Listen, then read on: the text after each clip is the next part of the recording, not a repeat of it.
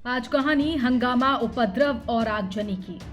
आखिर संभल में कैसे। नमस्कार, आप देख रहे हैं इंडिया 27 और मैं हूं आपके साथ नंदिनी भारद्वाज। तो ये उन्मादी भीड़ क्यों नहीं संविधान को मानती है, क्यों नहीं कानून को मानती है, क्यों तुरंत संग्राम पर आतुर हो उठती है? क्योंकि सिर्फ पत्थर नहीं उठाया इस भीड़ ने, बल्कि कई लोगों को घायल कर दिया, जख्मी कर दिया और तोड़ डाला उस लोकतंत्र की उस लाठी को। तस्वीरें वाकई बहुत हैरान और परेशान करने वाली हैं। आखिर क्यों ये उन्मादी भीड़ कानून को नहीं मानती, संविधान को नहीं मानती, सिर्फ पत्थर उठाती है और मारना शुरू कर देती है?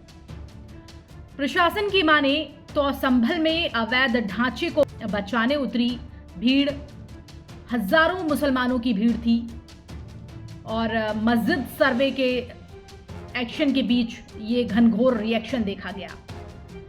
इसी के साथ सियासतदानों के आरोप प्रत्यारोप भी आए।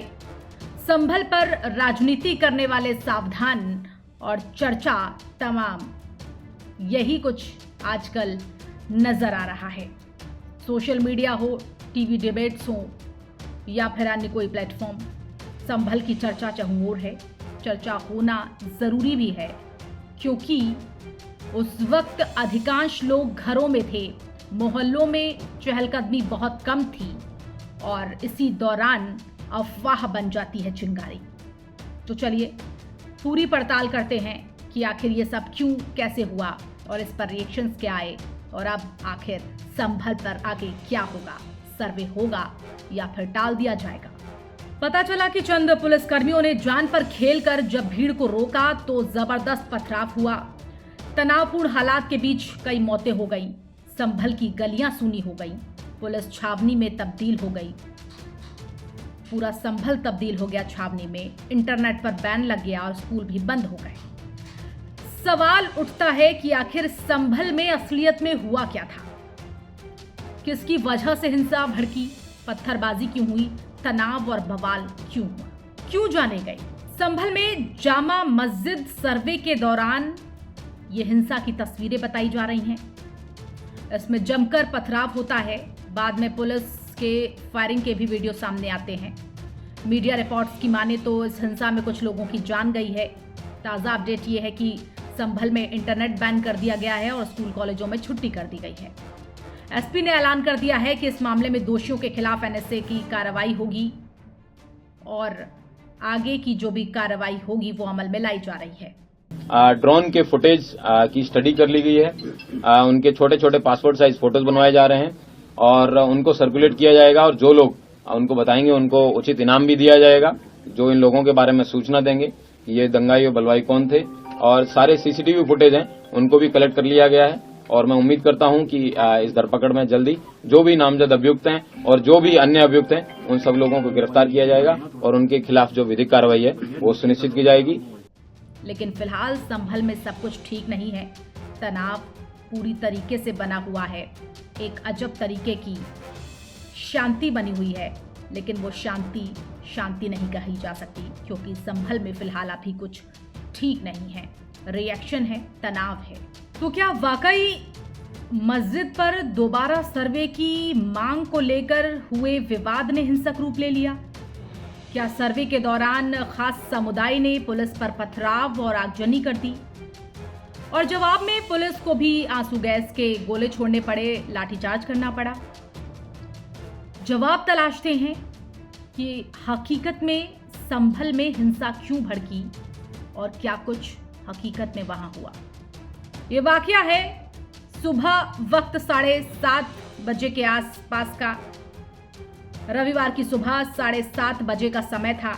जामा मस्जिद के आसपास के मोहल्लों में चहलकदमी कम थी, लेकिन लोग अपने घरों में थे। इसी दौरान किसी ने अफवाह फैला दी कि सर्वे करने वाली टीम मस्जिद के अंदर खुदाई कर रही है। इसके बाद भीड़ जुटने लगती है और देखते ही देखते लोग मस्जिद के बाहर तैनात पुलिसकर्मियों से भिड़ जाते हैं। अफवाह के बाद भीड़ जुटने लगती है। अफवाह की चिंगारी ऐसी भड़कती है कि हजारों की संख्या में लोग जामा मस्जिद के बाहर जुट जाते हैं। 8:30 बजे के करीब तक भीड़ बेकाबू हो जाती है और मस्जिद में घुसने की कोशिश करती है। पुलिस टीम ने भीड़ को जब रोका तो लोगों ने मस्जिद को घेरा, पथराव शुरू कर दिया। पथराव शुरू हुआ तो लाठीचार्ज भी हुआ। सड़क के साथ ही घरों की छतों से लोग पत्थर बरसाने लगे। पथराव में कई पुलिसकर्मी भी घायल हुए और लोग बाग भी। यानी अफवाह की चिंगारी ऐसी भड़की कि हजारों की संख्या में मस्जिद में लोग, भीड़ उनकी जुटना शुरू हो गई। पुलिस टीम ने लोगों को मस्जिद में आने से रोका, लेकिन पुलिस उन पर काबू नहीं कर पाई। लोगों ने मस्जिद को घेर लिया और पथराव शुरू कर दिया। क्या असल में यही हुआ था? दरअसल सड़क के साथ ही छतों पर पुलिस पर पत्थर बरसने शुरू हो गए, ऐसा कहा जा रहा है। पथराव में कई पुलिसकर्मी घायल हुए। पुलिस जब भीड़ को काबू करने की कोशिश कर रही थी तो ऐसा हो नहीं पाया। नतीजतन पुलिस ने लाठीचार्ज किया, आंसू गैस के गोले बरसाए। इसके बाद भी भीड़ नहीं नियंत्रित हो पाई। तस्वीरें आप देख रहे हैं। इन तस्वीरों के पीछे लोगों का ये कहना है कि पुलिस की ओर से भी फायरिंग की गई थी, इसलिए लोग और आक्रामक हो गए। करीब 9 बजे पुलिस ने घेराबंदी की। सर्वे टीम को मस्जिद से बाहर निकालकर थाने तक सुरक्षित तैसे पहुंचाया। सूचना पर शहर के साथ ही ग्रामीण क्षेत्रों के थानों से भी पुलिस बुलाई गई, दूसरे जिलों से भी फोर्स बुलाई गई। पूरे शहर में संभल में सन्नाटा पसर गया। करीब 10 बजे पुलिस पथराव करने वालों को खदेड़ने में कामयाब हो पाई और पथराव फायरिंग के बीच कई लोगों की जान भी गई है। पथराव और फायरिंग के बीच कई लोग घायल हुए हैं, स्थानीय लोग भी इनमें बताए जा रहे हैं। लेकिन अब जब जामा मस्जिद के बाहर मामला थोड़ा शांत हुआ तो शहर के अन्य हिस्सों में हंगामा और पथराव की घटनाएं भी सामने आईं। ऐसे में संभल पूरी तरह से छावनी में तब्दील हो गया। सवाल उठता है कि संभल सर्वे और संग्राम की इन तस्वीरों की जड़ क्या थी? तो चलिए जानते हैं जामा मस्जिद का पूरा विवाद क्या है। दरअसल संभल में हिंसा उस वक्त भड़की जब मुगलकालीन एक मस्जिद का अदालत के आदेश पर सर्वेक्षण हो रहा था। हिंदू पक्ष का इसमें दावा था कि ये मस्जिद भगवान विष्णु के एक प्राचीन हरिहर मंदिर की जगह पर बनाई गई थी। हिंदू पक्ष ने संभल के चंदौसी स्थित सिविल जज सीनियर डिवीजन की कोर्ट में संभल की जामा मस्जिद को हरिहर मंदिर बताते हुए दावा पेश कर दिया। इस बाबत हिंदू पक्ष का यह कहना था कि मंदिर पृथ्वीराज चौहान के शासन से पहले बनी थी, जबकि मस्जिद मुगल काल में मंदिर को तोड़कर बनाई गई थी। ये हिंदू पक्ष का कहना है कि मस्जिद मुगल काल में बनाई गई, लेकिन ये मस्जिद तब बनी जब मंदिर को तोड़ा गया। वहीं मुस्लिम पक्ष का ये कहना है कि मस्जिद टीले पर बनी है, किसी मंदिर को तोड़कर नहीं बनाई गई है। 19 नवंबर को हिंदू पक्ष द्वारा दावा पेश करने के दिन ही न्यायालय ने कोर्ट कमिश्नर को नियुक्त कर दिया था और उसी दिन कोर्ट कमिश्नर ने मस्जिद पहुंचकर सर्वे भी कर लिया। करीब 2 घंटे तक वीडियोग्राफी, फोटोग्राफी भी कर ली गई, यानी सर्वे हो गया शायद। और कोर्ट कमिश्नर 29 नवंबर को न्यायालय में इस सर्वे की रिपोर्ट भी पेश करने की बात सामने आ रही है। सर्वे के बाद से जामा मस्जिद के आसपास सुरक्षा बढ़ा दी गई। जुमे की नमाज के दौरान शहर को छावनी में तब्दील कर दिया गया था, जिससे शांतिपूर्वक नमाज भी अदा हुई। रविवार की सुबह लेकिन कोर्ट कमिश्नर दोबारा सर्वे करने पहुंचे तो ये संग्राम और बवाल की तस्वीरें सामने आई। आखिर क्यों संभल में हालात को काबू करने के लिए 30 थानों की पुलिस फोर्स बुलाई गई। अमरोहा, रामपुर, मुरादाबाद से तमाम फोर्स पहुंचा, लेकिन हालात फिर भी काबू में नहीं हुए। एक कोल्ड वॉर लोगों के दिलों में धधक रहा था। कहा तो ये भी जा रहा है कि पत्थर खाने के बाद सुरक्षा कर्मी फिर भी लोगों से समझाइश कर रहे थे, लेकिन समझाइश की स्थिति नहीं बन पा रही थी। भीड़ तंत्र के नाम पर जमकर उत्पात मचाया जा रहा था। संभल में पत्थरबाजों ने पुलिस पर बहुत ज्यादा बुरी तरीके से हमलावर स्थिति यहां पर नजर आई। तो चलिए अब उन लोगों की प्रतिक्रियाओं को भी सुन लेते हैं, किसने क्या कहा इस पूरे घटनाक्रम पर, तमाम पॉलिटिकल रिएक्शंस। जिक्र करें अखिलेश यादव का, सपा के मुखिया। उन्होंने ये एक्स पोस्ट पर लिखा कि संभल में शांति की अपील के साथ ही ये अपील भी है कि कोई इंसाफ की उम्मीद ना छोड़े। नाइंसाफी का हुक्म ज्यादा दिन तक नहीं चलता, सरकार बदलेगी, न्याय का युग आएगा। अखिलेश यादव ने एक प्रेस कॉन्फ्रेंस भी की और उसमें जिक्र किया कि सवाल भी उठाया सरकार पर कि पहले ही सर्वे पूरा हो चुका था, फिर दोबारा सुबह सर्वे क्यों किया गया। तो सर्वे की कार्रवाई पर भी उन्होंने सवाल उठाया। जानबूझ करके सुबह सर्वे की टीम भेजी है जिससे माहौल खराब हो जाए, कोई चुनाव पर चर्चा न कर सके।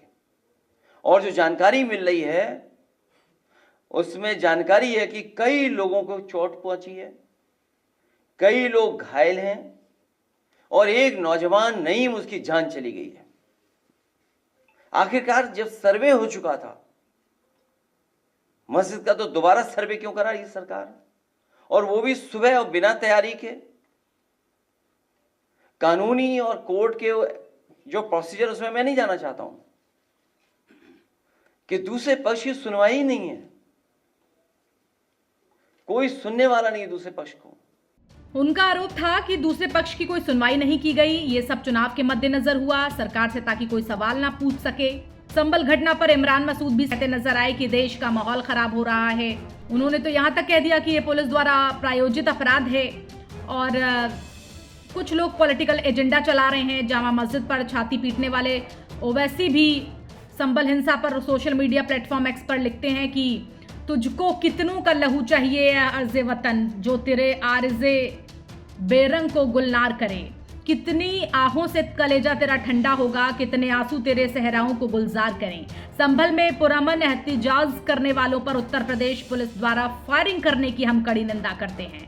पुलिस की फायरिंग में जवानों की मौत का भी उन्होंने जिक्र किया और आगे अज़दुद्दीन ओवैसी लिखते हैं कि अल्लाह से दुआ है कि अल्लाह मरमूहीन को मगफिरत अदा करे और उनके घर वालों को सब्र जमील अदा करे। इस हादसे की निष्पक्ष जांच कराने की उन्होंने बात कही है और कहा है कि जो अफसर जिम्मेदार हैं उनके खिलाफ कार्रवाई होनी चाहिए। उधर बीजेपी के मंत्री ये कह रहे हैं कि सपा ने साजिशन लोगों को भड़काया है, देश संविधान से चलता है, गुंडागर्दी से नहीं। देखिए, मैं अभी क्योंकि बैठक में था आपसे सुन रहा हूँ, लेकिन माननीय न्यायालय का कोई आदेश है तो सरकार उस आदेश का पालन कराती है और किसी को उस आदेश के पालन में बाधा नहीं डालनी चाहिए। अगर समाजवादी पार्टी चुनाव में हारने के बाद अगर अपने समर्थकों से कोई उपद्रव कराएगी तो उसको निश्चित तौर से इसका खामियाजा भुगतना पड़ेगा। तो संभल हिंसा पर यूपी के डिप्टी सीएम ब्रजेश पाठक कहते हैं कि न्यायपालिका के आदेश पर वहां सर्वे चल रहा था। जो भी घटना हुई है दुखद है, घटना की जांच होगी, निष्पक्ष कार्रवाई होगी। संभल में हुए बवाल पर जूना अखाड़े के महामंडलेश्वर नवलगिरी महाराज भी बोलते हैं, कहते हैं हिंदुओं जाग जाओ, अब योगी मोदी की सरकार है, इस तरह के हमले बर्दाश्त नहीं होंगे। ये कतई गुंडाई बर्दाश्त नहीं करेगी। मोदी सरकार बैठी हुई है, योगी सरकार बैठी है। संभल में ये हुआ है तो भारत के हिंदू आप फिर जाग जाओ, है ना। अगर किस जन्मभूमि पर बात होती है, काशी विश्वनाथ पे बात होती है तो ये लोग एक हो जाते हैं। हिंदुओं की आवाज क्यों दब जाती है? हम बार बार यही कह रहे हैं, सोए हुए हिंदुओं आपको जागना पड़ेगा और इसका मुंहतोड़ जवाब देना पड़ेगा। प्रियंका गांधी वाड्रा कहती हैं कि योगी सरकार ने खुद माहौल खराब कर दिया। एक्स पर पोस्ट लिखती हैं, संभल उत्तर प्रदेश में अचानक उठे विवाद को लेकर राज्य सरकार का रवैया बेहद दुर्भाग्यपूर्ण है। इतने संवेदनशील मामले में बिना दूसरा पक्ष सुने, बिना दोनों पक्षों को विश्वास में लिए प्रशासन ने जिस तरह से हड़बड़ी के साथ कार्रवाई की वो दिखाता है कि सरकार ने खुद माहौल खराब किया। प्रशासन ने जरूरी प्रक्रिया और कर्तव्य का पालन भी जरूरी नहीं समझा। सत्ता में बैठकर भेदभाव, अत्याचार और फूट फैलाने का प्रयास करना न जनता के हित में है न देश के हित में। माननीय सुप्रीम कोर्ट को इस मामले का संज्ञान लेकर न्याय करना चाहिए। प्रदेश की जनता से अपील है कि हर हाल में शांति बनाए रखें। उधर राहुल गांधी भी एक्सपोस्ट पर इस बाबत लिखते हैं, संभल उत्तर प्रदेश में हालिया विवाद पर राज्य सरकार का पक्षपात और जल्दबाजी भरा रवैया बेहद दुर्भाग्यपूर्ण है।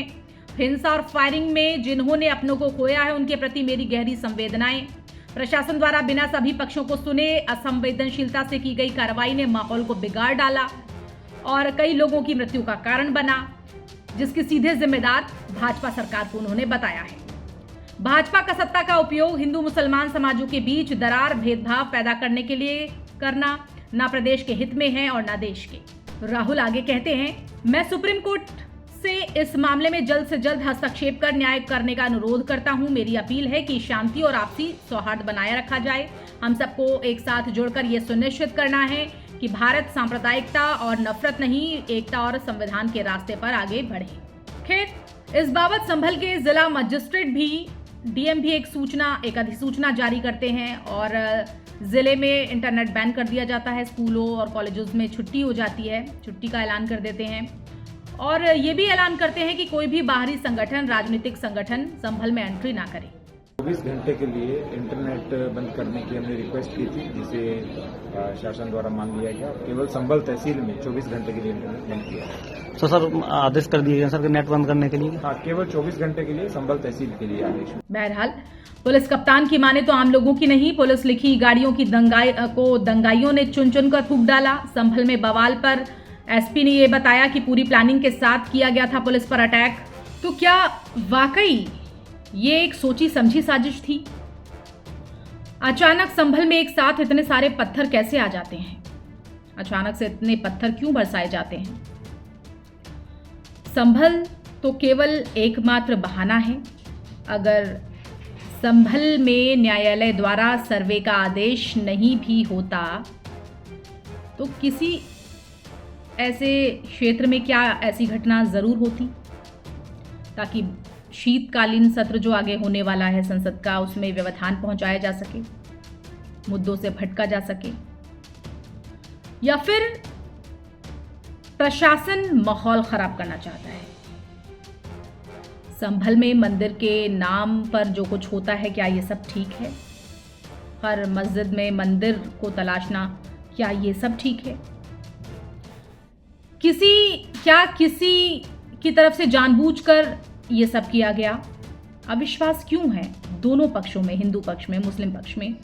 क्यों आपसी सहमत नहीं बनाई जाती और क्यों इन मुद्दों पर राजनीतिक रोटियां सेकी जाती है? दावा दोनों पक्षों की तरफ से है तो सुनवाई दोनों पक्षों पर तो बनती है। इस पूरे मुद्दे पर आपकी क्या प्रतिक्रिया है? अपनी राय कमेंट के जरिए हमें जरूर बताइएगा। फिलहाल मेरे साथ इतना ही। खबरों में बने रहिए इंडिया 27 के साथ।